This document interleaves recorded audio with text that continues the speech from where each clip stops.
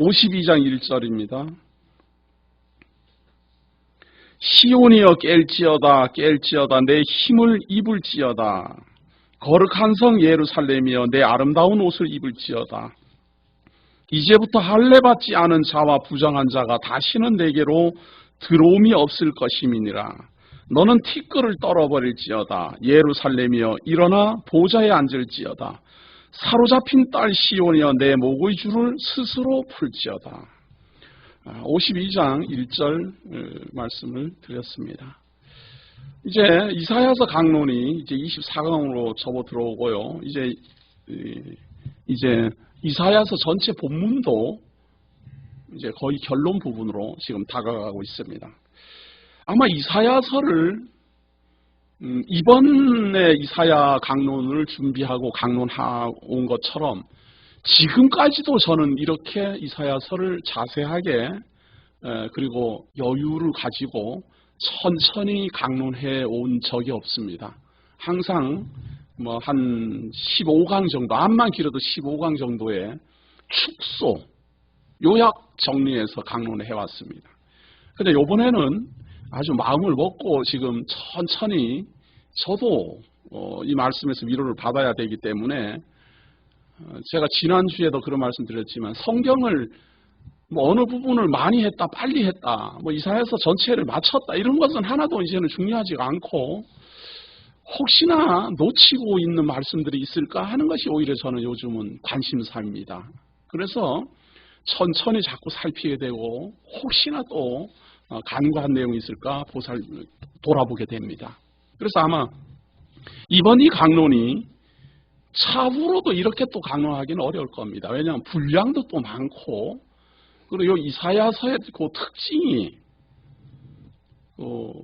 장문입니다. 사실은 이렇게 같은 내용, 그러니까 주제가 하나인데 말이에요. 주제가 메시아에 대한 언약으로 주제가 하나인데 거의 10시간에 걸쳐서 해야지 되는 그러한 분량으로 이렇게 기록이 되어 있어요. 이게 분량이 이렇게 작게 안 되어 있습니다. 서신서는 비록 이게 시작을 해서 끝까지 서신서가 쭉 기록이 되어 있어도 문단이 잘 나눠져 있어요. 그래가지고 이번 강론은 여기까지만 하면 되겠다, 여기까지만 하면 되겠다 이렇게 해서 제가 이렇게 끊어서 사실은 다 해야 되지만 서신서도 마찬가지잖아요. 언제 뭐 일주일 있다 쓰고 또 일주일 있다 쓰고 이렇게 기록된 게 아니거든요. 한 번에 이렇게 쭉 쓴 거지만 뭐 모든 여건이 그걸 한 번에 다 못하기 때문에 이렇게 구분을 해야 돼요. 구분하는데 신약은 그게 비교적 이렇게 분량이 작게 이렇게 주제가 선명하게 잘 나타나는데 구약은 그게 잘 어렵고요. 어려운 것 중에서도 이사야서가 가장 그 문단 나누기가 어려운 것 같습니다.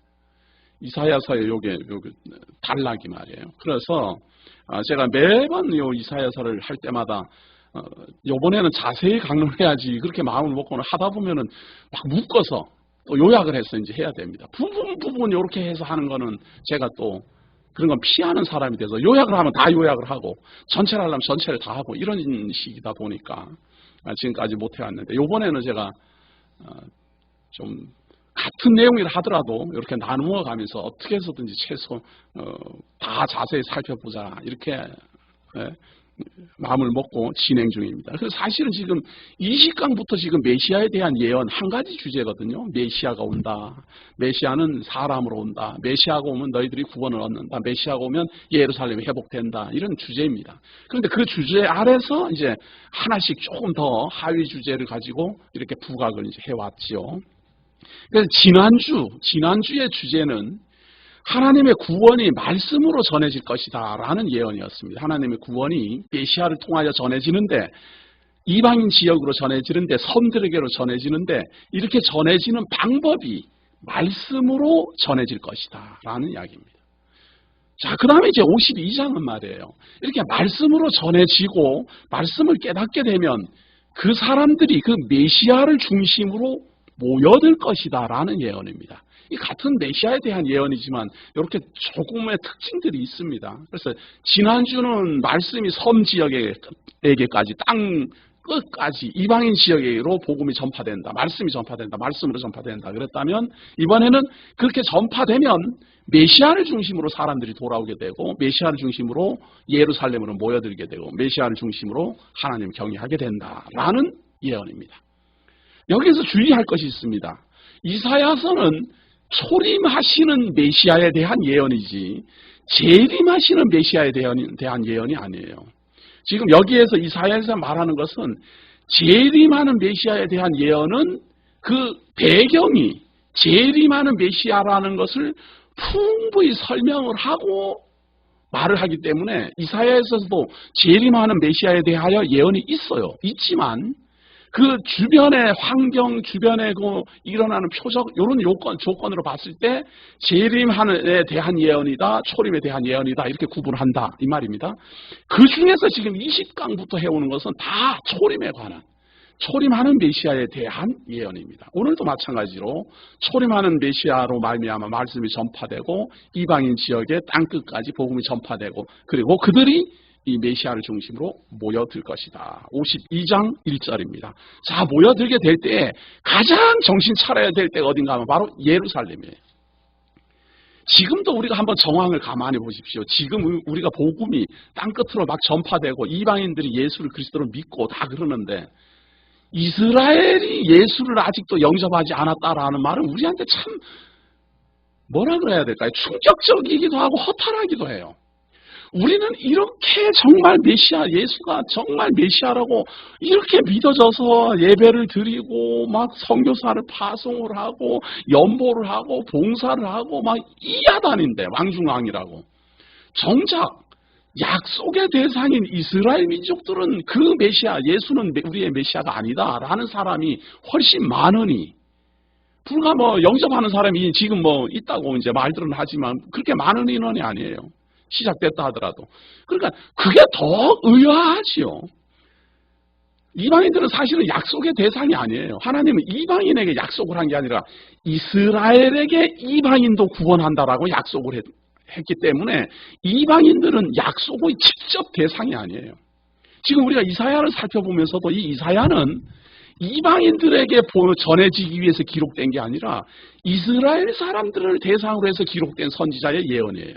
그런데 그 이스라엘 사람들에게 너희들의 구원, 너희들의 패망, 너희들의 멸망, 그리고 너희들의 바벨론에서의 구원, 그리고 바벨론의 패망 이런 말을 이스라엘에게 하면서 그 내용 속에 이방인 구원이 들어있는 것을 우리가 지금 살피고 있는 거지요. 그렇기 때문에 이방인은 이 복음의 직접 대상이 아니에요. 그럼 직접 대상도 아닌 외인인 이방인들도 이렇게 믿고 메시아 재림을 기다리는데 약속의 대상이고 아브라함이 그들의 조상이고 예수 그리스도도 그들의 조상이에요. 육신적으로는. 다윗의 후손이고 사도 바울도 유대인이고 베드로도 유대인이고 마태도 유대인이고 정말 우리가 존경에 맞지 않는 모든 사람이 이 이스라엘 백성들이에요. 그런데 정작 그들은 예수를 그리스도로 영접하지 않고 오히려 비난하고 기독교인들을 비판하고 막 이런단 말이에요. 물론 그렇게 할 만한 내용들이 있다 손쳐도 그래요. 그런 걸 보면 참 정말 사람의 지혜로 하나님을 믿는 것은 분명히 아닌 것 같아요. 이방인들은 약속의 대상도 아니고 미련하고 말이죠. 우상 숭배나 하고 맨날 귀신이나 쫓아서 섬기고 살고 제사나 지내고 이러던 사람들이 예수 믿는다고 지금 야단이고 말이죠. 참 정말 하나님의 섭리를 우리는 가늠하기가 참 어렵다. 자, 이 52장 내용에 보면 하나님이 이방인들에게 복음을 전파해서 이방의 구원의 말을 하면서 이스라엘에게 안타까운 그 말을 전하는 거예요. 이스라엘, 이 유대인, 이 예루살렘, 이 유대 땅이 깨어나야 된다 말이에요. 시온이 깨어나야 된다 이 말이에요. 너희들이 정신 차려야 된다 그 말이에요. 이방인들이 지금 구원은 복음이 전파되고 있고 예언으로 하는 말이에요. 예언으로 그렇게 전파되고 있는데 너희들은 지금 어떻게 된 거냐 말이죠. 그러니까 너희들은 깨어나라 이 말이죠. 3절입니다. 여호와께서 이같이 말씀하시되 너희가 값없이 팔렸으니 돈 없이 속량되리라. 이제 너희들의 구원은 값없이 구원함에 이를 것이다. 우리 이방인들에게도 똑같잖아요. 복음은 값없이 죄사함을 받는 겁니다. 돈으로 계산되지 않는 겁니다. 이스라엘에도 똑같은 거죠. 너희들이 값없이 이제 속량되리라. 주 여호와께서 이같이 말씀하시되 내 백성이 이왕에 애굽에 내려가서 거기 우거하였었고 아수르인은 공연히 그들을 핍박하였도다. 이왕이라는 말은 이거 조금 의미가 조금 이상하긴 하지만 과거에는 이런 말이에요. 지나간 세월 속에는 뭐 이집트에 참 우거하게 되었고, 또 아수르 사람들은 공연히 별 특별한 명분도 없이 이스라엘 사람들을 괴롭혔다. 그렇죠? 여호와께서 말씀하시되 내 백성이 까닭없이 잡혀갔으니 내가 여기서 어떻게 할 거고, 여호와께서 말씀하시되 그들을 관할하는 자들이 떠들며 내 이름을 항상 종일 더럽히도다. 이집트 사람들이 이스라엘을 핍박하면서 하나님 알기를 우습게 알고, 아수르가 그렇게 우습게 알고, 바벨론이 그렇게 우습게 알고, 페르시아가 그렇게 우습게 알고 말이에요. 일시적으로 어떤 왕들은 참 하나님에게 막 영광을 돌리고 하나님 믿기도 했지만 그거는 일시적이에요. 그 후대 왕들은 전부 하나님을 우습게 알았어요. 그렇게 하나님이 힘이 있고 그렇게 하나님이 전지전능한다면은 이스라엘 백성들이 왜 저렇게 가난하게 사느냐 이거죠. 이스라엘 백성들이 왜 포로 잡히느냐 그 말이죠. 이스라엘 백성들이 왜 이렇게 이집트에 와가지고는 먹고 살 국리를 해야 되느냐 이 말이죠. 우리도 똑같이 그렇게 생각하잖아요. 하나님 믿으면 승승장구하고 뭐든지 다 잘 돼야 되는데 사업이 자꾸 망하고 말이죠. 그러면은 하나님 안 믿는 사람이 그러죠. 예수를 믿는데도 왜 그러느냐고 그러죠. 그럴 때 우리 참 할 말이 없죠. 참 할 말이 없죠. 왜냐하면은 하나님을 모르는 사람은 나타난 현상으로 보고 평가하거든요. 하나님 있으면은 잘 돼야 되는데 너 왜 그렇게 안 되느냐 이제 이런 이야기니까. 그런데 성경을 가만히 보면 이 세상에서 잘 돼도 어느 날 보면 흔적도 없이 사라졌잖아요. 이 세상에서 불행한 것 같지만 어느 날 보면 하나님의 백성이 돼 있지 않아요? 우리가 그런 걸 발견하고 정말 소망을 품는 겁니다. 지금도 우리가 우리 주변에 있는 안 믿는 사람들하고 비교해서는 뭐 자랑할 것도 없고 권세도 없고 명예도 없고 재물도 없다 하더라도 그것이 아무것도 아닌 걸 우리는 알기 때문에 그런 비난이나 그런 조롱 우리가 우습게 알잖아요. 이 이스라엘 백성들도 마찬가지입니다. 주변에 있는 뭐 이집트니 뭐 아수르니 뭐 얼마나 이스라엘 백성들을 조롱을 하고 또 그들의 하나님을 얼마나 비웃었겠습니까? 6절입니다. 그러므로 내 백성은 내 이름을 알리라. 그러므로 그날에는 그들이 이 말을 하는 자가 나인 줄 알리라. 곧 내니라. 하나님이 그래서 하나님의 이름을 알려주고 하나님이 너희와 함께함을 깨닫게 하고 하나님이 너희에게 임하면 내가 말한다. 바로 내가 간다. 그 말이에요. 내가 간다. 내가 해결한다. 내가 한다. 자, 하나님이 임하면은, 하나님이 이제 오면은, 시온을 깨게 하면은, 시온이 압제받던 데서 벗어나게 하는 그 기쁜 소식, 그 소식은 7절입니다. 좋은 소식을 가져오며 평화를 공포하며 복된 좋은 소식을 가져오며 구원을 공포하며 시온을 향하여 이르기를 내 하나님이 통치하신다 하는 자의 산을 넘는 발이 어찌 그리 아름다운고. 이게 바로 복음 전파지요. 기쁜 소식. 이게 이사야서에 예언을 하고 있는 겁니다. 이사야서에 예언하고 있는 이 기쁜 소식이 무엇인가 하면요. 구원을 공포하고 하나님이 통치한다. 이게 복음이에요. 복음을 간략하게 말해보십시오. 구원을 공포하고 하나님이 통치한다. 우리 주 예수 그리스도로 말미암아 구원에 이르고 그리스도가 우리를 통치한다. 우리를 거느리신다. 천국에서도 우리를 거느리시고 이 땅에서도 우리를 거느리신다. 하나님이 통치하신다. 이게 복음입니다.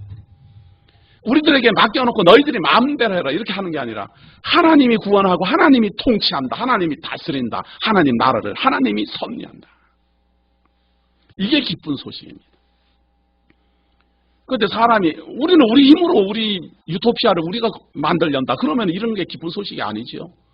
우리 같은 사람, 내가 아무리 해도 안 되는 걸 깨달은 사람, 인간의 지혜로는 한계가 있음을 깨달은 사람, 하나님 앞에 부끄러운 죄인임을 깨달은 사람, 무능한 존재임을 깨달은 사람들한테나 기쁜 소식이죠. 하나님이여 나를 인도하여 주옵소서, 나를 통치하여 주옵소서, 나를 인도하시고 나를 구원하시고 하나님이여 나를 다스려 주시옵소서. 이제는 그만 사단의 종로로 타는 것 지긋지긋합니다. 욕심에 이끌려 사는 것, 정욕을 따라 사는 것, 이제는 그만 정말로 부끄럽습니다. 이런 사람들. 정말로 이 세상에 있는 많은 사람들하고 경쟁하면서 욕심 부리면서 지지 않으려고 발버둥 치는 것 이제는 너무도 괴롭습니다. 하나님 나를 통치하여 주옵소서. 나를 인도하여 주옵소서. 이런 사람들. 이런 사람들에게는 구원이 기쁜 소식이요. 하나님의 통치가 기쁜 소식이요. 우리 주 예수 그리스도의 임재가 기쁜 소식이 됩니다. 그러니까 이 복음이 전파돼도 누구에게나 기쁜 소식이 안 되는 이유가 바로 여기 있는 겁니다. 구원도 아무한테나 이르지 않지요. 하나님이 통치한다는 걸 좋아한다는 보장이 없어요. 이 세상 사람들은 하나님이 통치하는 걸 그렇게 좋아하지 않습니다. 내가 통치하고 싶은데 왜 하나님이 통치하냐 이거잖아요. 왜 하나님 마음대로 하느냐 이거잖아요. 많은 사람들이. 내가 얼마든지 할 수 있는데 하나님은 뒤에서 이렇게 보조 역할이나 해주지 왜 하나님이 통치합니까? 내가 나를 앞세워 주시옵소서. 이거 아니에요 사람들. 하나님 저 뒷전에서 내가 잘 되도록 복이나 빌어주고 힘이나 배후에서 이렇게 실어주고 이렇게 해달라 하잖아요. 이게 사람들의 생각입니다. 사람들은 하나님이라도 이용해서 자기를 드러내기를 원합니다. 우리하고 생각이 같은 눈을 가지고 같은 사람인데도 생각이 그렇게 달라요. 그런 사람들이 무슨 기쁜 소식이겠습니까? 우리에게는 기쁜 소식. 들을지어다 너의 파수꾼들의 소리로다. 그들이 소리를 높여 일제히 노래하니 이는 여호와께서 시온으로 돌아오실 때에 그들의 눈이 마주보미로다. 너 예루살렘의 황폐한 곳들아 기쁜 소리를 바라여 함께 노래할지어다. 이는 여호와께서 그 백성을 위로하셨고 예루살렘을 구속하셨습니다. 이 복음이 예루살렘으로부터 구원의 소식이 하나님의 인재가 하나님의 통치가 시작된다 말이죠. 그러니 정신 차려라 말이에요. 시온이여 예루살렘이여 정신 차려라. 여호와께서 열방의 목전에서 그 거룩한 팔을 나타내셨으므로 모든 땅끝까지도 우리 하나님의 구원을 보았도다. 땅끝에 있는 사람들이 예루살렘에서 일어난 이 구원의 역사를 본다 그 말이에요. 우리가 보고 있잖아요 지금. 2000년 전에 한 젊은이가 골고다 언덕에서 죽었다라는 그 놀라운 복음의 소식, 구원의 소식, 보혈의 공로의 소식, 십자가의 사건을 우리가 지금 보고 있지 않아요? 이게 지금 우리들이 태어나기도 전에 이게 무려 2700년 전의 예언입니다. 하나님의 구원을 땅끝에서도 본다 이 말이죠. 땅끝까지도 하나님의 구원을 보게 될 것이다. 적어도 이 이사야서를 기록할 때만 해도 이스라엘 사람만 알고 있는 여호와 하나님입니다. 이사야 사람들만 보고 있는 이사야서였습니다. 아니 이스라엘 사람들만 읽고 보고 배우는 이사야서입니다. 지금 우리가 확인해 보니까 바로 우리를 두고 하는 말 아니에요? 땅끝까지 하나님의 복음을 볼 것이다. 너희는 떠날지어다. 거기서 나오고 부정한 것을 만지지 말지어다. 그 가운데서 나올지어다. 여호와의 기구를 매는 자여 스스로 정결케 할지어다. 여호와께서 너희 앞에 행하시며 이스라엘의 하나님이 너희 뒤에 호위하리니 너희가 황급히 나오지 아니하며 도망하여 행하지 아니하리라. 이게 거기서 나오라 이 말은 말이에요. 신약적으로 말하면 우리 주 예수 그리스도가 예를 들어요. 목자가 오고 양을 각각 이름을 불러낸다 그래요. 그러면 양들은 그 음성을 듣고 주인의 음성을 듣고 목자의 음성을 듣고 달려 나옵니다. 이런 표현이 바로 이런 예언이에요. 예루살렘에 거 부정한 데서 나와라. 내가 부를 때 나와라. 땅끝까지 구원의 소식이 전하질 때 그 소식을 듣고 너희들은 나와라. 벗어나라. 이방인들도 지금 다 하나님의 구원을 아는데 너희들이 지금 몰라서 되겠느냐 이런 말입니다. 여호와께서 가라사대 보라 내 종이 형통하리니 받들어 높이 들려서 지극히 존귀하게 되리라. 하나님이 보내시는 메시아 곧 이 종 하나님의 기름 부음 받은 자 메시아가 형통하게 될 것이다. 받들어 높이 들려서 지극히 존귀하게 될 것이다. 그런데 받들어 높여서 지극히 존귀한 자라는 말을 듣게 되지만 14절입니다. 이왕에는 그 얼굴이 타인보다 상하였고 그 모양이 인생보다 상하였으므로 존귀하게 되기 전에 반드시 거쳐야 되는 과정이 있어요. 하나님의 종이 기름 부음 받은 자가 반드시 거쳐야 될 것이 예언되어 있어요. 메시아가 반드시 거쳐야 될 내용이 예언되고 있습니다. 그 얼굴이 타인보다 상하였고 얼굴이 완전히 피폐하게 되고 말이죠. 형벌을 당하고 말이죠. 그 모양이 인생보다 상하였고 십자가에 달려 죽고 말이죠. 채찍질을 맞고 가시면여관을 쓰고 말이죠. 이게 지금 예수님 오기 700년 전에 이렇게 예언을 하고 있잖아요. 내 종이 그렇게 된다. 존귀하게 되기는 하지만 존귀하게 되기 전에 그렇다고 말이에요. 이거 참 바꿔놓고 생각하면 우리가 예수를 그리스도를 믿음으로 말미암아 구원을 받고 하나님의 통치함을 받음으로 하나님의 백성이 되지만 그 이전에는 우리의 인생도 하나님 모르는 사람들의 인생하고 똑같습니다. 사고 당할 거 다 당하고 어려운 거 다 당하고 다 겪고 병들 거 다 들고. 왜? 우리들의 메시아도 그랬다니까요. 우리는 자꾸만 하나로 결론을 보려고 그래요. 하나로. 시작하는 걸로 결론을 보려고 그러고, 어디 한 요절, 한 구절, 한 사건, 그걸로 결론을 보려고 그러고. 아니, 우리가 태어날 때도 있고, 자랄 때도 있고, 병들 때도 있고, 기쁠 때도 있고, 슬플 때도 있고, 이런 게 다 합쳐져서 존귀한 하나님의 성도가 되는 건데, 하나님의 성도가 되면은 그냥 아무 일도 없이 그냥 즐겁고 기쁘고 감사하고 만사 형통하는 일만 일어날 줄로 자꾸 안다 이 말이에요. 그리고 하나님 믿어도 되니 안 되니? 하나님 믿어도 다 겪어요. 메시아도 그런데. 하나님이 보낸 메시아가 그렇게 될 거라고 예언하고 있는데. 이왕에는 모양이 다 그래 돼요. 인생보다 더 상해요. 우리가 그를 보고 놀랐거니와 후에는 그가 열방을 놀랄 것이며 열방은 그를 인하여 입을 봉하리니 그들이 아직 전파되지 않은 것을 볼 것이 아직 듣지 못하는 것을 깨달을 것임이라 하시니라. 자, 처음에는 하나님의 종이 막 인생보다 더 못해지고 십자가에 달리고 그래가지고 놀라지만 후에는 그 십자가에 달려 죽은 그 메시아를 보고 열왕들이 놀라고 채찍에 맞아 죽고 골고다 언덕에서 그렇게 연약하게 죽어간 그 예수 그리스도로 말미암아 열왕들이 입을 봉하고 그에게 무릎 꿇고 왜 그런 일이 일어납니까?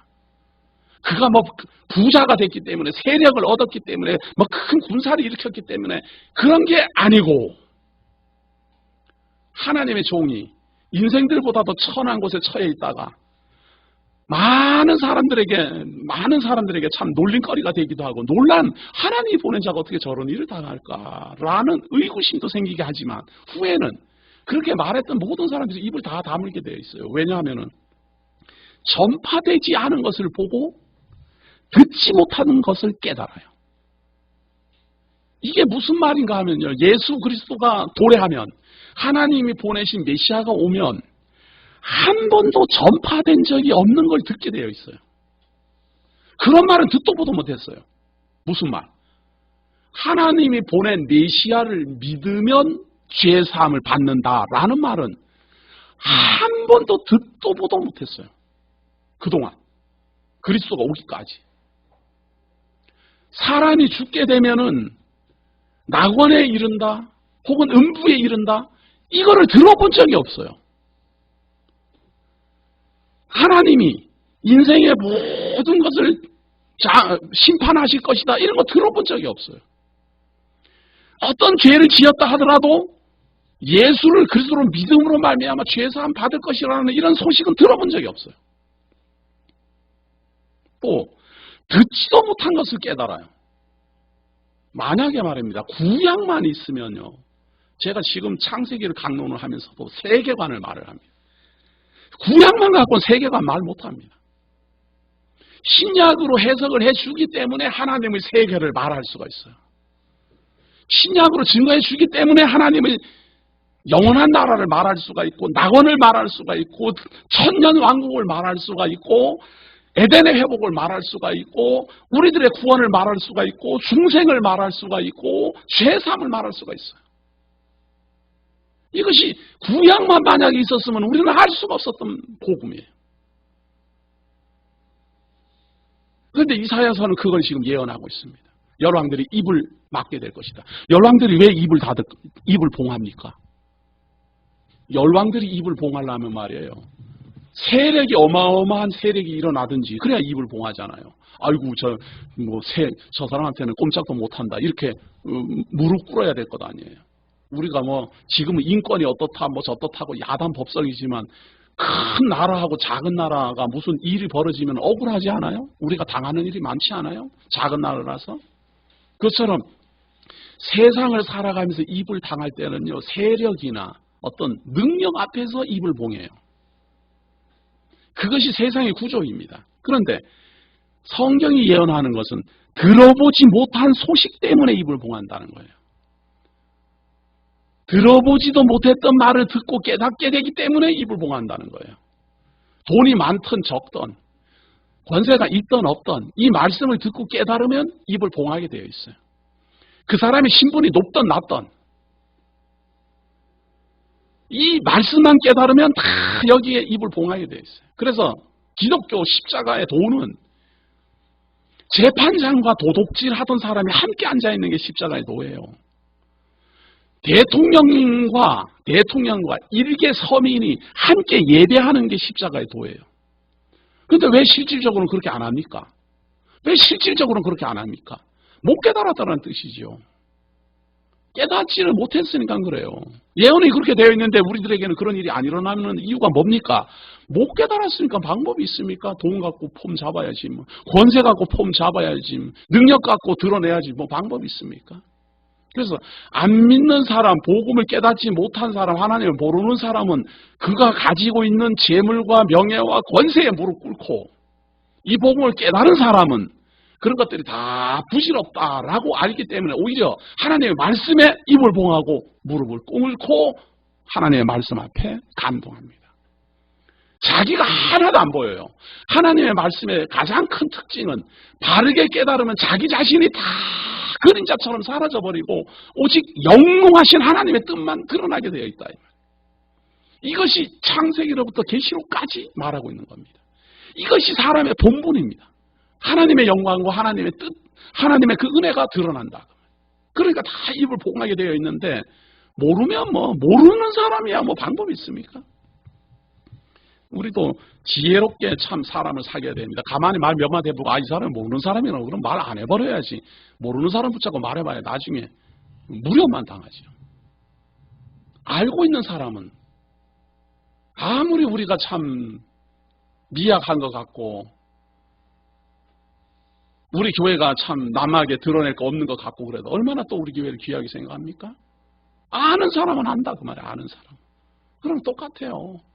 하나님도 하나님을 미련한 돼지에게 아무리 설명한다고 해서 미련한 돼지가 입 다물겠습니까?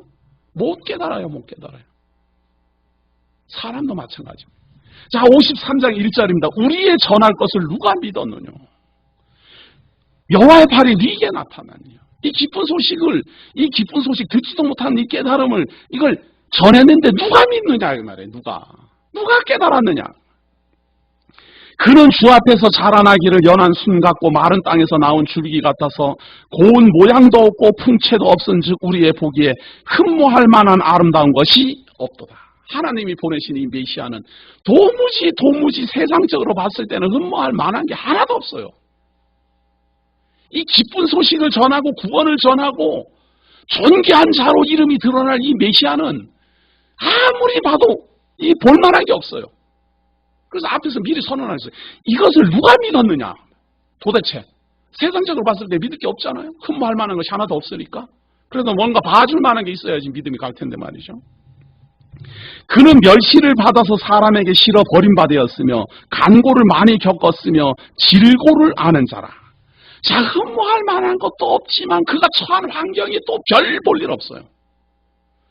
흠모할 만한 것 가진 것도 없는데 멸시까지 받고 사람에게 버림받고 그리고 많은 간고를 겪고 이 하나님의 기쁜 소식을 전하고 하나님의 구원을 전하고 하나님의 통치를 전하는 하나님의 택한 자 곧 기름 부음 받은 자 메시아가 그렇다는 거예요. 나중에는 열왕들이 그에게 입을 봉한다 할지라도 그전에는 반드시 이런다.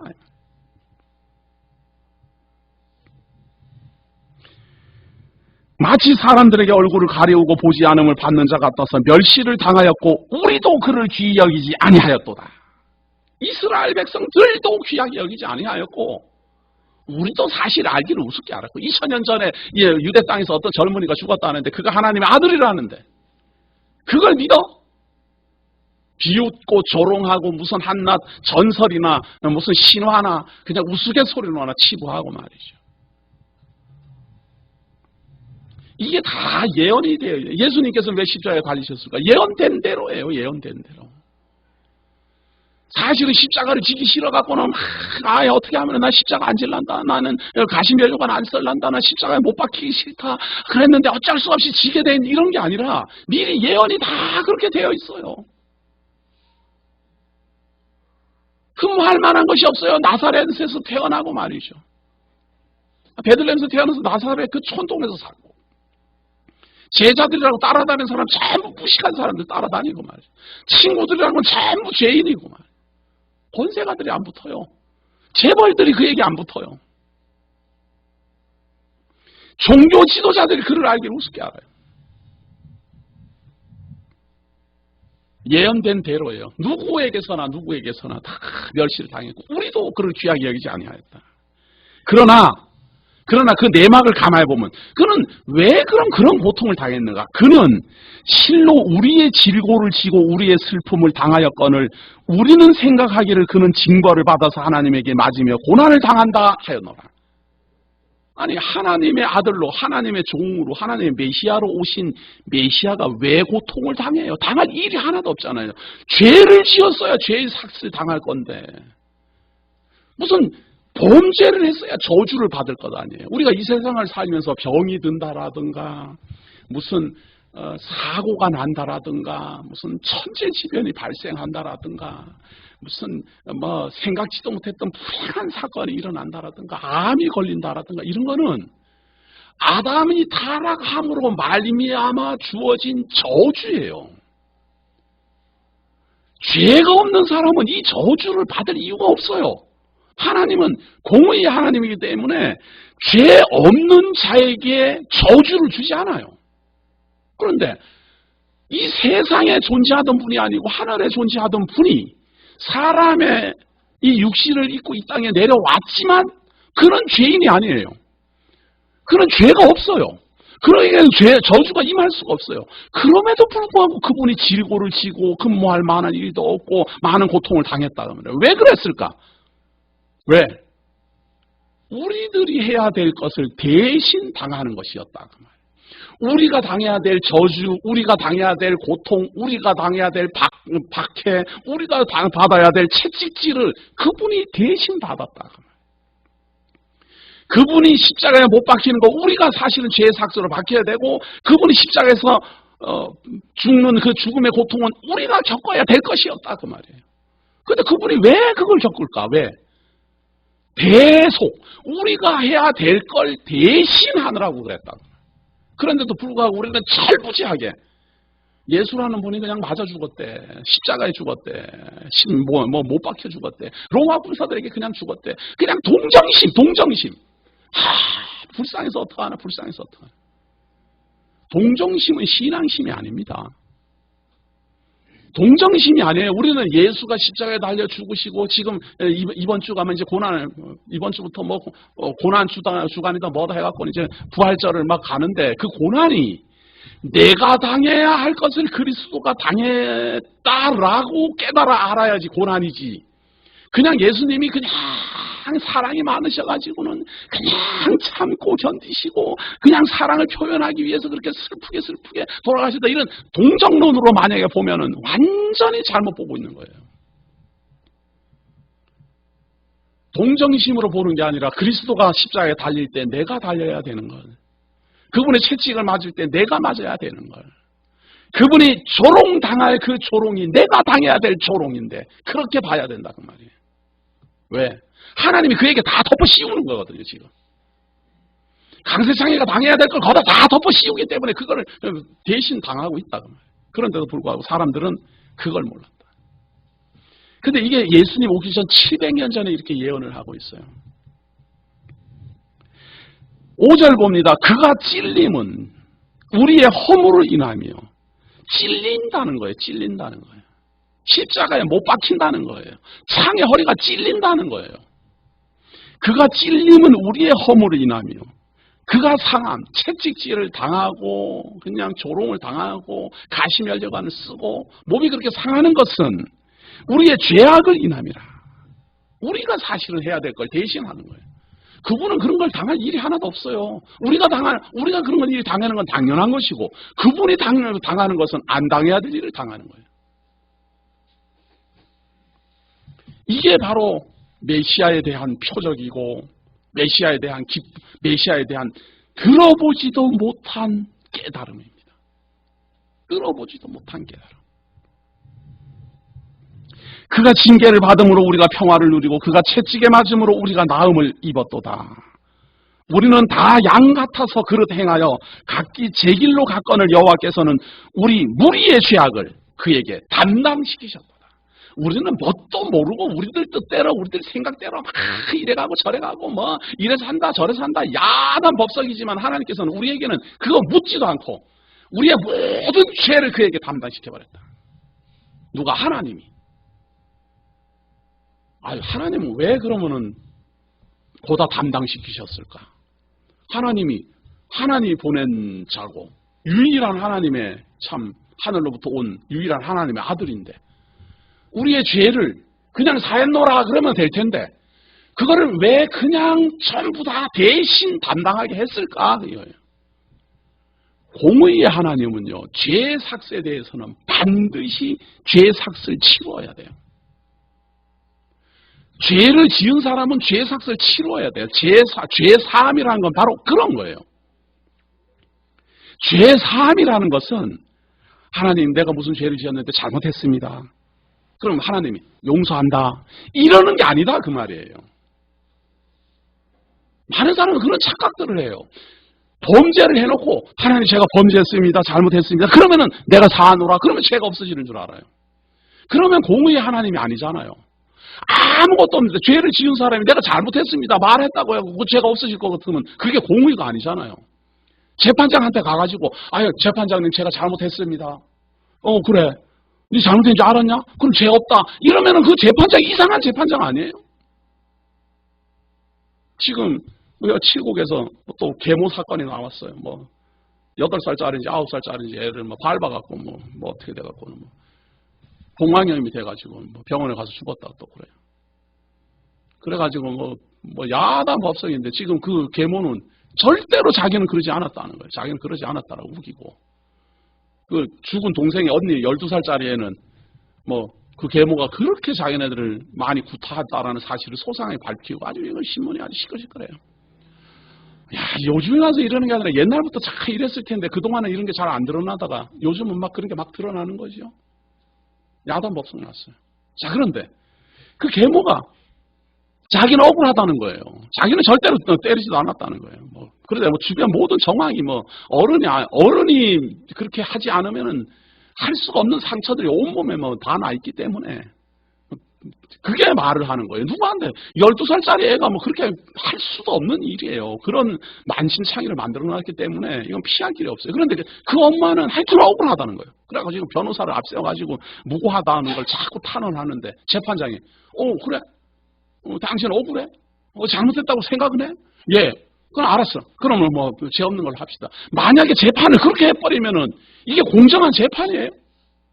난리 날 겁니다. 난리 날 겁니다. 돈을 먹었냐, 무슨 판결이 왜 굽냐, 야단 법석일 것 아니에요. 그럼 공의의 하나님이 죄의 삭스에 대해서 누구는 너는 죄의 삭시다. 너는 지옥이다. 이렇게 하고 누구는 잘못했습니다. 그러면 너는 사한다. 이래버리면 이게 공의의 하나님이냐 그 말이에요. 하나님의 공의라는 것은 반드시 죄에 대한 삭스를 받아내야 돼요. 그런데 받아내야 될 그 대상이 아무것도 없는 거예요. 아무것도. 하나님이 강세창 너는 너의 죄를 잘못한 걸 깨달았느냐? 예, 깨달았습니다. 그럼 죄의 삭스를 갚아라. 갚을 게 없습니다. 갚을 능력이 없습니다. 갚을 수 있는 지혜도 없습니다. 갚을 수 있는 게 제가 없습니다. 그럴 때 그리스도가 내가 대신 갚노라 이거예요. 안 갚아준다 이 말이 아니라 내가 대신 감당해주겠다 그 말이에요. 우리가 죽을 것 대신 죽고 우리가 체벌당할 것 대신 체벌당하고 우리의 모든 죄를 내가 감당하겠다. 이분이 바로 예수 그리스도요 우리의 메시아다. 하나님이 그런 의미에서 우리의 모든 죄를 그에게 담당시키셨다. 책임지었다 그 말이에요. 그래서 우리는 기독교, 이분이 우리의 메시아여 나의 모든 것을 감당하여 주시고 대속주가 되셨다. 그걸 믿는 사람들을 우리는 예수 그리스도의 지체요 하나님의 성도라. 그렇기 때문에 우리는 죄 사함을 받은 것에 대해서 기쁨의 표현을 마치 자랑하듯이 자기가 죄인됨을 자랑하듯이 그렇게 드러낼 수가 없어요. 자기가 죄인된 것을 자랑할 수가 없다 그 말이에요. 왜? 내가 지은 죄를 누군가가 나를 대신하여 죽었다라는데 그 생각을 하면서 무슨 자랑을 해요, 자랑을. 뭣도 모르고 하는 말이에요. 뭣도 모르고 자랑하는 거예요. 자랑을 하고 싶으면 그리스도를 자랑하고, 증거하고 싶으면 그리스도의 지혜를 증거해야지. 자기가 뭐 죄가 많았니 적었니 자기를, 하여튼 요즘 개혁주의 한다는 사람들 가만히 보면 뭐 조건만 있고 틈만 있으면 자기 자랑해 먹으려고. 아니 하다못해 죄인 된 것도 자랑입니까? 기가 막혀요. 기가 막힌 이야기예요. 지금 기가 막힌 이야기예요. 자기가 과거에 전과 20범이니 과거에 무슨 어마어마한 죄를 지었다는 게 그렇게 자랑스럽습니까? 부끄럽지 않습니까? 그 죄사함을 받았으면 그 죄사함을 받았을 때 하나님이 너희 죄를 내가 용서하느라 이렇게 용서된 게 아니라 그 죄를 그리스도가 담당했다라는 사실을 생각하면 어디서 그런 자랑이, 어디서 그렇게 대단한 자기가 무슨 뭐나 된 것처럼 나서냐 이 말. 부끄러워야 될 텐데 부끄러워하기는 그만두고. 왜 그런 줄 아세요?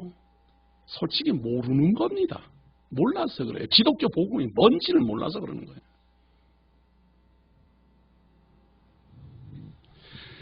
7절입니다. 그가 곤욕을 당하여 괴로울 때에도 그 입을 열지 아니하였으며 마치 도수장으로 끌려가는 어린 양과 털 깎는 자 앞에 잠잠한 양같이 그 입을 열지 아니하였도다.